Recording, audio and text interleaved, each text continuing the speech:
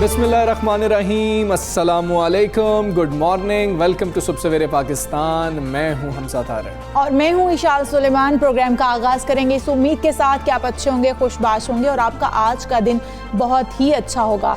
और आज हमजा हमें बता रहे हैं कि किस्मत कैसी कैसी होती है। किस्मत कैसी होती है, कभी कभी आप कहते हैं यार काश मेरी लॉटरी निकल आए, तो वो लॉटरी निकल आती है लेकिन आप तक पहुंच नहीं पाती, आपको मिल नहीं पाती है। अच्छा, इसके अंदर भी हमारे पास जो है ना सीखने का एक सबक भी है जो हुआ ये विशाल, लॉस एंजलिस में ऐसा वाकया पेश आया। एक खातून को 2 करोड़ 40 लाख डॉलर्स की लॉटरी जो है वो निकल आती है। वो लॉटरी निकल आती है और उसके बाद वो ढूंढती है कि वो टिकट किधर गई, नंबर कहीं पर लिख के ना रखा होता है। जब वो ढूंढती है तो उसको याद आता है कि शायद जो है मैं जब कपड़े जो है धोने के लिए गई थी तो वो उसके अंदर ही धुल गई है और अब मेरे पास वो टिकट मौजूद नहीं है। तो उन्होंने फिर क्लेम किया जी कि ये नंबर मेरा था लेकिन वो मुझे टिकट अब नहीं मिल रहा है। तो ये तकरीबन 4 अरब पाकिस्तानी रुपए बनते हैं, 4 अरब पाकिस्तानी रुपए। तो वो गई उस कंपनी के पास, उनके पास जाएगा जी कि मेरे जो टिकट है ना, इंतज़ामिया को जाएगा कि वो निकला है लेकिन मेरे पास जो है टिकट इस वक्त मौजूद नहीं है, तो इसका कोई हल निकाला जाए। उन्होंने कहा कि हम हल कैसे निकाल सकते हैं, आपको क्या शक है? उन्होंने कहा जी मैं फ़लाँ जगह पे गई थी लॉन्ड्री के लिए, मैंने वहाँ पर कपड़े धोए थे तो वहाँ पर मुझे लगता है कि वो टिकट अंदर धुल गया। फिर उन्होंने CCTV फुटेज निकाली, खातून वहाँ पर गई भी थी, वहाँ पर कपड़े धोए भी थे, लेकिन ये जो उन्होंने कहा कि मुस्तनद तो नहीं है कि इसके अंदर धुल गया या नहीं धुल गया। तो फिलहाल वो खातून 4 अरब जो रुपए पाकिस्तानी बनते हैं, 2 करोड़ 40 लाख डॉलर्स बनते हैं अमरीकी, उससे महरूम है। कैसी तो शौक की कैफियत में होंगी खातून भी कि इस तरीके से आप मतलब अरबपति बनते बनते रह जाएं, तो ऑब्वियसली आपको एक शौक तो लगता है। बिल्कुल ऐसे ही। अब होगा क्या, मतलब कि सवाल ये उठता है कि अगर उन खातून को नहीं मिलेगी, लॉटरी टिकट तो निकली होगी, तो फिर उन पैसों का किया क्या जाएगा? अगर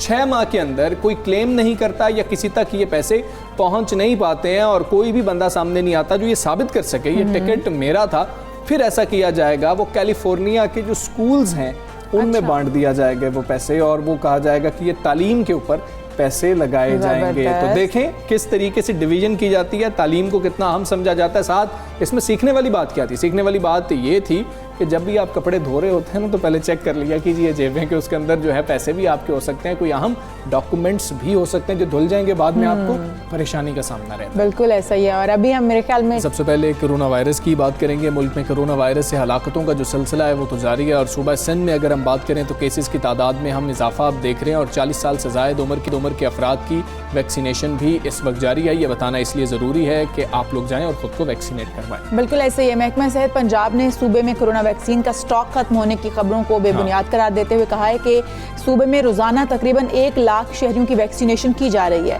और तर्जुमान का इस हवाले से कहना था कि एस्ट्राज़ेनेका वैक्सीन के कोई साइड इफेक्ट्स नहीं हैं, आवाम को महफूज और मयारी वैक्सीन लगाई जा रही हैं। और आप ये अपने जहन नशीन कर लें कि कोई भी हुकूमत कभी भी कोई गैर मयारी जो वैक्सीन है वो अपनी आवाम को नहीं लगाएगी जिसके कोई भी साइड इफेक्ट्स हो सके। बिल्कुल, NCOC ने जो कोरोना पाबंदियों में नरमी का ऐलान किया वो बहुत अहम है। ये फैसला इस्लामाबाद में सरबरा NCOC असद उमर की ज़ेर सदारत इजलास में किया गया, और NCOC एलामिया के मुताबिक 24 मई से SOPs के साथ सयाहत खोलने की इजाज़त दी गई है। रेस्टोरेंट्स हों, होटल्स हों, वहाँ पर आउटडोर डाइनिंग रात 12 बजे तक खोलने का ऐलान किया गया है। बिल्कुल ऐसा ही है। और ये खुशाइन बात भी है, टेक अवे की सहूलत जो है वो तो 24 घंटे के लिए कर दी गई है। इसके अलावा जो 1 जून से 150 अफराद के साथ जो है वो ओपन एयर मैरिज हॉल में तकरीबात की इजाज़त भी होगी। जो जिनकी शादियाँ रुकी हुई हैं उनकी शादियाँ जो हैं वो फिर से शुरू हो सकेंगी, लेकिन कम लोगों के साथ। आप SOPs का ख्याल करें, 150 की इजाज़त है, आपको तो चाहिए कि 50-70 लोगों को बुलाएं जो करीब तरीन है और शादियाँ करें। मतलब ये है कि जो नाराज़ होता है उसको होने दें, लेकिन शादी होना ज़रूरी है इस वक्त में, तो आप कम से कम लोगों को बुलवाएं।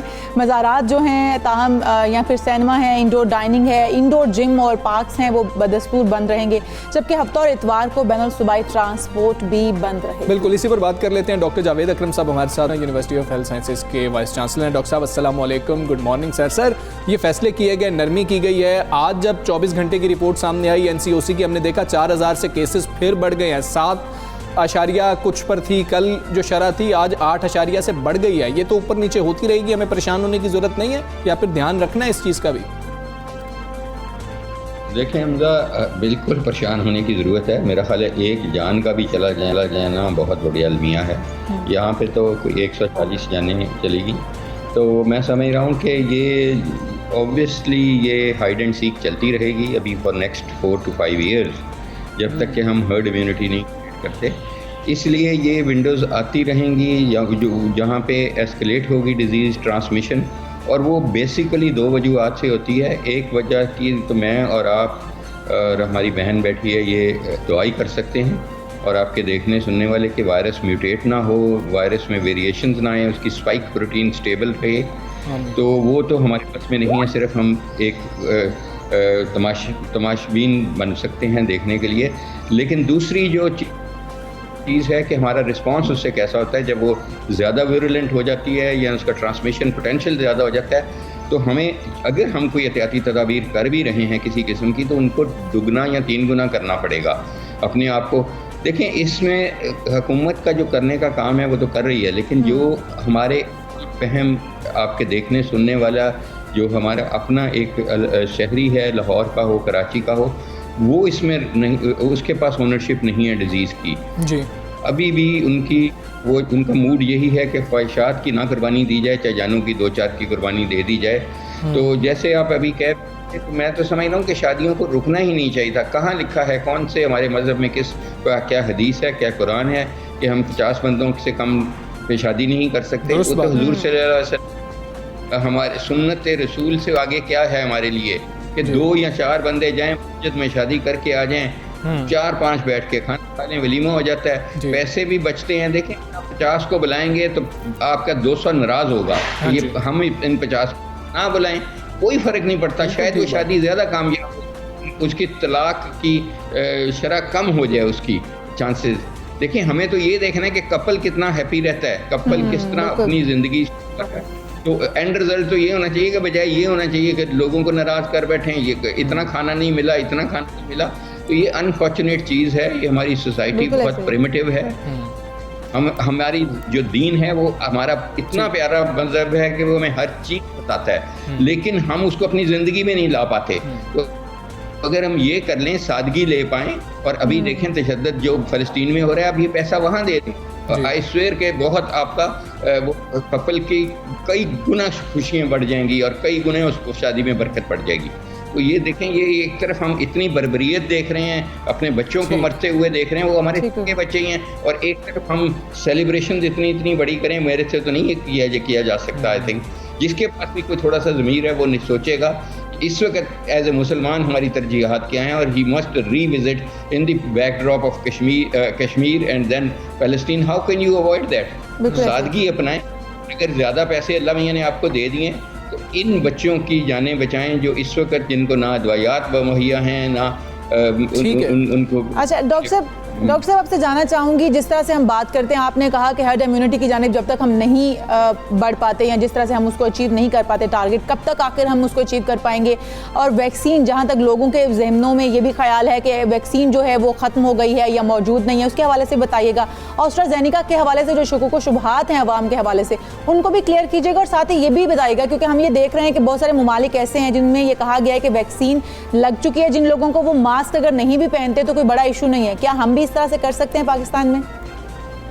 हरगिज़ नहीं कर सकते। देखें, मैं आपको ये बताऊं कि वैक्सीन का जो हर्ड इम्यूनिटी की आपने बात की, हर्ड इम्यूनिटी के अभी हम बिल्कुल करीब भी नहीं पहुंचे। हमारा अल्हम्दुलिल्लाह मुल्क है 22 करोड़ लोगों का, 220 मिलियन का, तो इसका 75% भी आप लें जो मिनिमम है वैक्सीनेशन हर्ड इम्यूनिटी, तो वो कोई 15.5 करोड़ से थोड़ा सा ज़्यादा बनता है।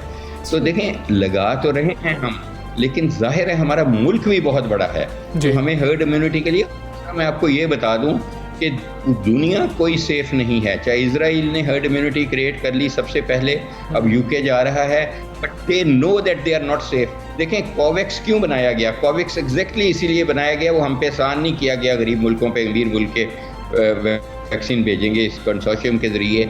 उन्होंने इसलिए बनाया कि उनको पता है कि ये हॉटस्पॉट फिर उभरता रहेगा। ठीक है। देखिए, असल चीज़ ये है कि पूरी world in vaccine world we always say one thing, nobody is safe unless everybody is safe. तो हमें सबको महफूज बनाना पड़ेगा। मैं अगर वैक्सीन लगा रहा हूँ, मैं इसलिए सिर्फ अपने लिए नहीं लगा रहा, मैं इसलिए लगा रहा हूँ कि आपको ना लगे, आपके देखने वालों को ना लगे, और उन लोगों को ना लगे जिनको वैक्सीनेट किया ही नहीं जा सकता। छोटे बच्चे हैं, हामला खवातीन हैं, लाती माएँ हैं, ये तो उसमें वो भी बेनिफिट करती है जिनको वैक्सीनेट नहीं हुई। और दूसरा, जहाँ तक अब वैक्सीन हेजिटेंसी है, जो आपने बहुत इंपॉर्टेंट सवाल किया है, ये अनफॉर्चुनेट चीज़ है कि ये हमारे दुश्मनों के, या तो यहूदियों के या हिंदुओं के हाथ ये सोशल मीडिया का टूल लगा हुआ है और उनकी एजेंसीज एक्टिव रहती हैं। वो कोई ना कोई ऐसा बना के छोड़ देते हैं कि मिसपरसेप्शंस क्रिएट करते हैं। बिल्कुल, हमारे जैसी क्रिएट की जाती है। डॉक्टर साहब बहुत शुक्रिया आपका, सुबह सवेरेपन से आप बात कर रहे थे। और एक और अब मामला जो है इशाल, जो वैक्सीन का तुम सवाल कर रही थी, वैक्सीन के अंदर एक और सवाल है जो लोग उठा रहे हैं कि जी कि अगर हम 2 वैक्सीन को मिला के लगा लें, मतलब कि एक वैक्सीन लगवाई जाए एक कंपनी की, फिर उसकी जो दूसरी डोज है वो किसी दूसरी कंपनी की लगा दी जाए, इस तरह के सवालात भी अब सामने आ रहे हैं। इसी पर हम बात करेंगे। हमारे साथ मौजूद हैं professor of epidemiology, Nebraska university से ताल्लुक़ है, डॉक्टर राशिद चौटानी साहब हमारे साथ मौजूद होंगे। डॉक्टर साहब से इस हवाले से हम बात भी करते हैं कि मुख्तलिफ जो कंपनीज़ हैं उसको एक शख्स क्या वो वैक्सीन लगवा सकता है या नहीं लगवा सकता। डॉक्टर साहब अस्सलाम वालेकुम, ये बताइएगा, अब लोग सवाल कर रहे हैं कि मुख्तलिफ कंपनीज़ की वैक्सीन लगवा ली जाए, एक वैक्सीन दूसरी कंपनी की लगवा ली जाए, एक वैक्सीन दूसरी कंपनी की लगवा ली जाए, तो इससे अफादियत बढ़ जाएगी। देखें, बहुत ही इम्पोर्टेंट सवाल है। इस पे अभी रिसर्च हो रही है। इसकी वजह यह है कि एस्ट्राजेनेका का कुछ वैक्सीन यूरोप में आया था, जिसके बाद उसमें काफ़ी साइड इफेक्ट्स थे, तो उसे बंद कर दिया गया। तो फिर अब लोग देख रहे हैं कि क्या फाइजर या मोडर्ना के लगाने से कोई फ़ायदा हो रहा है। इस वक्त उस पर स्टडी हो रही है। देखिए, सारे वैक्सीन जो है सेफ है, तो इसमें कोई प्रॉब्लम नहीं है कि जो है ना कौन सा वैक्सीन लगाया जाए। लेकिन इस वक्त रिसर्च हो रही है, जून के एंड तक रिसर्च रिजल्ट्स दे देगी। उसके बाद ये फैसला किया जा सकता है कि जो है 2 डिफरेंट टाइप्स के वैक्सीन लगाने से क्या कोई फ़ायदा होता है या कोई नुकसान होता है। इस वक्त अगर एक ही वैक्सीन जो लगाया जा रहा है और उसका सेकंड डोज लगाया जाएगा तो उससे भी फ़ायदा है। तो इस वक्त जो है, चूंकि एक तो सबसे बड़ा मसला तो यह है कि वैक्सीन पाकिस्तान के अंदर इतनी तादाद में है नहीं कि जो है लोग मुख्तलिफ वैक्सीन लगाते रहें, क्योंकि इस तरह जो है लोगों को वैक्सीन नहीं मिलेगा। तो आपको जो वैक्सीन लग रहा है वही वैक्सीन लगाएं, उसके दोनों डोज लगाएं और उसके बाद वेट करें रिजल्ट्स आने का कि आइदर बूस्टर लगाने की जरूरत है कि नहीं। ठीक हो गया। अच्छा डॉक्टर साहब, ये भी बताइएगा कि कौन सी ऐसी बीमारियां हैं जिनका आपको पता है कि आपको लगी हुई है, आप वैक्सीन लगवा सकते हैं उन बीमारियों की सूरत में, या फिर आपको डॉक्टर से पहले रुजू करना चाहिए? जैसे कि हम देखते हैं डायबिटीज़ के पेशेंट हैं या फिर दीगर बीमारियां हैं, बहुत सारी हार्ट पेशेंट हैं, क्या वो डायरेक्ट जाके वैक्सीन लगवा लें या फिर अपने डॉक्टर से पहले मशवरा करें? देखिए, तमाम वैक्सीन जो है तमाम इन पॉपुलेशंस के अंदर टेस्ट की जा चुकी है। और जो है देखिए, हार्ट डिजीज है किसी को, है डायबिटीज़ है किसी को, या कोई और किस्म की बीमारी है, तो वो तो ज़्यादा वल्नरेबल है, उसको तो ज़्यादा मुश्किलात में आ सकता है अगर उसे कोविड हो जाती है तो उनको तो वैक्सीन लगाना बहुत ज़रूरी है। इस वक्त सिर्फ एक क्राइटेरिया है कि अगर किसी को ऑटो इम्यून डिजीज़ है, जिस तरह HIV एड्स है और एक्टिव स्टेज में है, तो वो अपने डॉक्टर से रुजू करके बात करें कि हम वैक्सीन लगा सकते हैं कि नहीं लगा सकते हैं, और उनको भी वैक्सीन लगाने की इजाज़त है।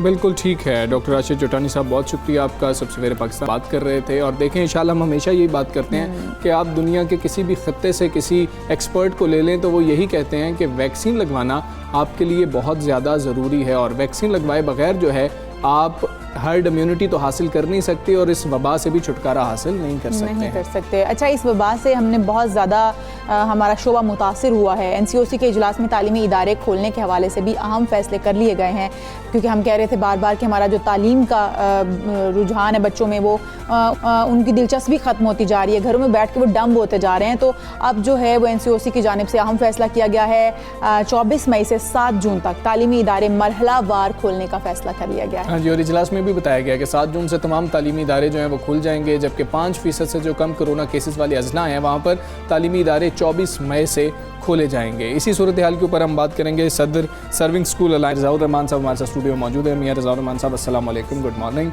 सर, ये आप लोगों की ही तजवीज़ थी कि जिसको मान लिया गया है, या इस पर भी कुछ खदशात हैं कि नहीं 24 को सारे ही खोल दिए जाते? वालेकुम अस्सलाम and thank you very much. जी देखें, 17 मई को हमारी कोर कमेटी का एक इजलास हुआ सर्विंग स्कूल की, और उसमें तकरीबन पूरे पाकिस्तान से 26 सदूर ने उसमें शमूलियत की एसोसिएशंस के, और उसमें ये फैसला किया गया कि हमें NCOC से डायरेक्ट बात इस दफ़ा करनी चाहिए और उनको सजेशंस देनी चाहिए। तो हमने 17 की इवनिंग में पूरी एक डिटेल एक सजेशंस बनाई और NCOC के जो अहम लोग हैं उनको वो भिजवाई। अच्छा। और अल्लाह के एक फजल व करम से ये हुआ कि जो सजेशंस हमने भिजवाई थी उनको एक्सेप्ट कर लिया गया। अच्छा। जैसे कि हमने गुजारिश की थी कि 24 से स्कूल को खोल दिया जाए और 24 से जब स्कूल खुलते हैं तो डेफिनेटली महलावार ही खोले जाएंगे, क्योंकि जिन शहरों में कोरोना केसेस की कमी है या 5% से कम है उनको फौरी अगर खोल दिया जाए तो मेरा ख्याल है ये बड़ा एक वाइज डिसीजन होगा। अच्छा। तो ये बिल्कुल ऐसे ही किया गया है और मैं समझता हूँ कि लोगों को, स्कूल्स ओनर को भी इस वक्त देखना ये चाहिए कि गवर्नमेंट जो पॉलिसीज़ बना रही है बेसिकली वो एक एट लार्ज सबके लिए बेनिफिशियल है। तो बाज़ जगह से मैंने देखा है कि स्कूल ओनर्स ने उसके ऊपर कुछ कि जी सारे स्कूल एकदम खोल दिए जाएं या सारे बच्चे 5 करोड़ बच्चे फौरी तौर पे स्कूल्स में अगर आप लेके आते हैं तो दोबारा भी आप किसी एक और पेंडेमिक में भी जा सकते हैं, इसको बढ़ा भी सकते हैं। अच्छा, तो हमें वाइज डिसीजन करना चाहिए। ठीक है, 24 से 7 जून के दरमियान अगर तमाम स्कूल खुल जाते हैं तो ये बहुत एक वाइज डिसीजन है और हम इसका शुक्रिया अदा करते हैं और ख़ास करके हम इमरान खान साहब का शुक्रिया अदा करते हैं कि वो इस वक्त स्पेशल इसको एजुकेशन के ऊपर कॉन्सनट्रेट कर रहे हैं। असद उमर साहब की बहुत शुक्रिया, जो नेशनल कोऑर्डिनेटर हैं जनरल हमूदुज़्ज़मान खान साहब, उनका भी बहुत शुक्रिया अदा करते हैं कि उनकी स्पेशल काविशों से ये अल्लाह ताला का शुक्र है कि हमारे स्कूल्स खुलने की तरफ आए हैं। अच्छा सर, 7 जून से स्कूल जो है 7 जून तक मरहलावार खुलने शुरू हो जाएंगे। आप नहीं समझते कि इस वक्त जो है वो गर्मियों की तातीलात का वक्त था, बच्चे जो हैं वो छुट्टियों पे जाते हैं, तो ये गर्मियों के दौरान भी स्कूल जो है वो उनका सिलसिला जारी रहेगा या रहना चाहिए? देखिए, स्कूल्स अगर 7 जून से खोल दिए जाएं और स्कूल की टाइमिंग थोड़ी सी पीछे कर ली जाए, अगर आप इसको 7 बजे कर लें और 11 बजे तक बच्चों को पढ़ा लें तो ये एक बड़ा एक मुनासिब बात होगी और उससे मैक्सिमम बच्चे बेनिफिट कर लेंगे। बहुत ज़्यादा बच्चों का नुकसान हो चुका है पिछले 1 साल के डिसीजन से, तो मैं समझता हूँ कि आप बच्चों को छुट्टियाँ तो देनी ही नहीं चाहिए गर्मियों की। और दूसरी ये गुजारिश है कि देखें, आप समझते हैं कि स्कूल लगे जी बिल्कुल होने चाहिए। और दूसरी ये गुजारिश है कि देखें, स्कूल गर्मियों की छुट्टियों में बाज़ औक़ात इसलिए बंद कर दिए जाते हैं कि गवर्नमेंट के पास बहुत सारी मिसिंग फैसिलिटीज़ हैं, जैसे उनके पास पंखे नहीं हैं, उनके पास कमरे नहीं हैं, उनको बच्चों के बैठाने के लिए मुनासिब जगह नहीं है, पानी का इंतज़ाम नहीं है। तो उसमें फिर वो मसला तो सिर्फ गवर्नमेंट स्कूल्स का है, 2 करोड़ बच्चों का है, वो पूरे 5 करोड़ बच्चों को स्कूल से रोक हम दिया जाता देखते है। हैं कि प्राइवेट स्कूल्स की जो मुख्तलिफ एसोसिएशंस हैं, तंजीमें हैं, वो एतराज़ करती हैं अक्सर गवर्नमेंट के डिसीजन के ऊपर। जिस तरह से आप कह रहे हैं कि आप लोगों ने तजावीज़ दी, NCOC ने वही तजावीज़ मान ली, तो फिर ये बयानिया तो ख़त्म हो जाता है कि वो लोग तो सोचते ही नहीं, हमारी बात ही नहीं सुनते। देखिए, मैंने आपको पहले भी बताया कि जब से वज़ीर-ए-आज़म इमरान खान साहब से टेलीफोनिकली गुफ्तगू हुई, उसके बाद बहुत सारी पॉजिटिव चेंजेस आई और तालीम को बड़ी अहमियत दी गई। एक आप इसकी मिसाल ये देखिए कि पहले तालीम का ये सिस्टम था कि पहले तमाम सेक्टर्स को खोलने के बाद 1 महीना टेस्ट करने के बाद स्कूल्स को खोला जाता था। इस दफ़ा बाकी सेक्टर्स अभी बंद हैं और 24 से स्कूल खोले जा रहे हैं, तो ये थोड़ी इंपॉर्टेंस तो उसने ले लेना चाहिए अपनी। तो ये एक बड़ा वाइज डिसीजन है गवर्नमेंट का कि उन्होंने स्कूल्स को खोलने के लिए डिसाइड किया है। फर्दर मैं ये भी कहना चाहता हूँ कि जो छोटे बच्चे हैं उस पर तो ये प्रॉब्लम उनको कोरोना वायरस की आती भी नहीं है, तो उनको तो मेरा ख्याल उनकी एजुकेशन को तो बिल्कुल बिला तातुल फौरी तौर पर खुला भी रहना चाहिए और लगातार अब आगे खुला रहना चाहिए। थोड़ी सी इसके ऊपर रिसर्च करने की ज़रूरत है हमारी गवर्नमेंट को और हमारे जो इसके जितने भी एक्सपर्ट्स हैं उनको, कि बच्चों के लिए कोरोना वायरस को इतनी डेंजरस चीज़ नहीं है। बच्चों के वाल से ये कहा जा रहा है ना कि वो कैरियर्स हो सकते हैं, इसलिए ये ज़्यादा डेंजरस है। दूसरा, वैक्सीन के मामले को हम हमेशा टेकअप करते हैं। अब प्राइवेट स्कूल जो मालिकान हैं उनकी कितनी बड़ी जिम्मेदारी है, आपकी एसोसिएशंस की कितनी जिम्मेदारी है कि जिस वक्त टीचर स्कूल में वापस आ रहे होंगे आप उनको लाजमी तौर पर कहें कि आप लोग अगर उस एज ब्रैकेट के अंदर हैं तो वैक्सीन लगवा के अब आपने स्कूल के अंदर आना, वरना हम आपको नहीं आने देंगे। आप लोगों की कितनी जिम्मेदारी है? हमजा, देखें, सबसे पहला जो पॉइंट हमने NCOC को दिया था, सबसे जो टॉप पे लिखा था वो ये लिखा था कि टीचर्स को प्रेफर्ड वैक्सीनेशन की जाए और एक पूरा वीक दे दिया जाए जिसमें टीचर्स की वैक्सीनेशन हो सके। और मुझे उम्मीद है कि आज या कल ऐलान हो जाएगा इंशाल्लाह। आप देखेंगे आज या कल ऐलान हो जाएगा। और अब हम टीचर्स को रिक्वेस्ट करेंगे, हम टीचर्स के साथ पेरेंट्स को रिक्वेस्ट करेंगे, तमाम स्कूल ओनर्स को भी मैं रिक्वेस्ट करता हूँ कि अपने बच्चों की खातिर खुद भी वैक्सीनेशन करवाएं, अपने स्टाफ को भी कहें कि अपनी वैक्सीनेशन करवाएं। और गवर्नमेंट अगर आपको ये फैसिलिटी दे रही है टीचर्स के लिए कि आप सारे फौरी तौर पर जाके देखें, टीचर्स 18 ईयर से स्टार्ट होती है उनकी एजेस और फिर वो 50-60 में भी हैं, तो बहुत ज़्यादा तादाद वो है जो कम उम्र की टीचर्स हैं, तो अभी तो 30 से ऊपर वो वैक्सीनेशन कर रहे हैं। तो हमने ये सजेशन दी थी कि आप तमाम टीचर्स के लिए 1 वीक जो है वो प्रेफर्ड कन्वर्ट कर दीजिए।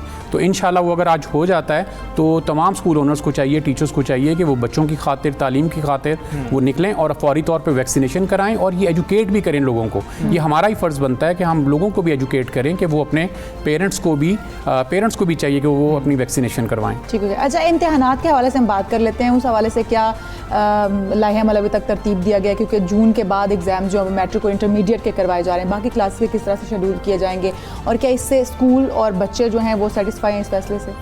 देखिए, जो 20 जून से ऑनवर्ड एग्ज़ाम्स का जो प्लान किया गया, ये सजेशन हमने दी थी कि आप एग्ज़ाम्स लाजमी लें और वो भी उन्होंने एक्सेप्ट कर ली। ये बच्चों की फ़ेवर में जाती है, ये तालीम की फ़ेवर में जाती है, ये वालदैन की फ़ेवर है और ये पाकिस्तान की फ़ेवर है बेसिकली। तो देखें ना, हम सारा पूरा एजुकेटेड पाकिस्तान डेवलप करेंगे और इंशाल्लाह 20 से एग्ज़ाम शुरू होंगे। मैं आपके तवस्सुत से तमाम बच्चों को, वालदैन को ये मैसेज देना चाहता हूँ कि बहुत सीरियस हो जाएं। एग्ज़ाम्स लाजमी होने हैं। 15 लाख टीचर्स हैं, वो आपके एग्ज़ाम्स लेके रहेंगे। आप ये अगर बच्चे सोच रहे हैं ना कि ओ लेवल्स के नहीं हुए थे या हमने शोर कर लिया था, ऐसा नहीं होना। 9th, 10th, 11th, 12th के एग्ज़ाम्स लाजमी होने चाहिए और होंगे इंशाल्लाह इस दफ़ा। और हमने ये भी रिक्वेस्ट की है कि जो हमारे एग्ज़ाम्स कैम्ब्रिज के रहते हैं उनको भी रिकंडक्ट करवाया जाए। बिफोर 30 जून ये एग्ज़ाम्स लिए जा सकते हैं, ये भी पॉसिबिलिटी मौजूद है।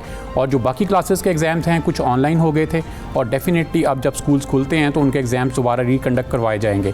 बिल्कुल ठीक है। ज़फ़र रहमान साहब, बहुत शुक्रिया आपका, सवेरे पाकिस्तान का हिस्सा बने। और ये बहुत बात है कि चलें, प्राइवेट स्कूल एसोसिएशन जो मुख्तलिफ तंजीमें हैं, जैसे सर्विंग स्कूल अलाइंस भी है, पहले एतराज़ होता था कि हमारी बात उस तरह से नहीं सुनी जा रही। इन्होंने जो तजावीज़ दी वो मान ली गई हैं। ये बहुत अच्छी बात है कि तालीम के शोबे को इतना संजीदा लिया जा रहा है और अब दोनों जो हैं वो गवर्नमेंट भी और ये लोग भी जो हैं इस वक्त मुतमईन हैं। और बच्चे तैयारी करें जी, आपके एग्ज़ाम्स होने हैं। बिल्कुल जी, एग्ज़ाम्स होने हैं। एग्ज़ाम्स किसी सूरत भी मिस नहीं होंगे, तो इसलिए अपनी तैयारी जो है वो अभी से शुरू कर दें। स्कूल खुलने से पहले तैयारियां शुरू कर दें। जो बच्चे जो है ये सोच रहे थे कि अब बस Skoon.com है, वो Skoon.com जो वो ख़त्म होने जा रहा है उनका। हम यहाँ पर लेंगे ब्रेक, आप कहीं मत जाइएगा, स्टे विद अस।